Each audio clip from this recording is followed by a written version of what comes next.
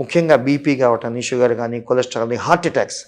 So ఎప్పుడైతే మన జీవనశైలి బ్యాడ్గా ఉంది, ఫుడ్ కానీ, ఫిజికల్ యాక్టివ్ లేకపోవటం కానీ, ఒబిసిటీ కానీ, స్మోకింగ్ హ్యాబిట్స్ కానీ, అట్లానే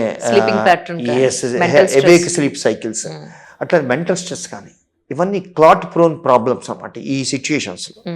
సో వాటి వల్ల వచ్చినాయి కాబట్టి వాటిని మనం లైఫ్ స్టైల్ మాడిఫికేషన్లో ఇవన్నీ ఇంపార్టెంట్ అన్నమాట. సో అందువల్ల ఒకసారి మనకి అయిన తర్వాత అవి జాగ్రత్తలు పాటించుకుంటూ మందులు రెగ్యులర్గా వాడుకుంటూ మేమేంటంటే రికవరీ పీరియడ్లో ఏంటంటే ట్రెడ్మిల్ టెస్ట్ చేస్తాం అన్నమాట. అంటే బాడీ ఎంతవరకు తట్టుకుంటే ఎగ్జర్షన్, దాన్ని బట్టి సపోజ్ అంతా బాగుందంటే you can do normal activities and without any fear. వాళ్ళ మైండ్లోంచి ఆ స్టిగ్మా తీసేయాలి. యూజువల్గా 100 మందిలో 50% అనేబుల్ టు రెస్టోర్ ఏంటంటే బికాస్ ఆఫ్ దేర్ మైండ్లో ఉండే ఫిక్స్డ్ ఐడియా, అమ్మో నేను హార్ట్ పేషెంట్ పనికిరాను అనే ఐడియా వలన అది మనం తీసేయాలి. యాజ్ ఏ డాక్టర్, కార్డియాలజిస్ట్ అది చేసే సక్సీడ్ అనంటే. అట్లానే అందరికీ ఉండకపోవచ్చు, ఒక 100లో 80%కి అట్లా ఉంటుంది.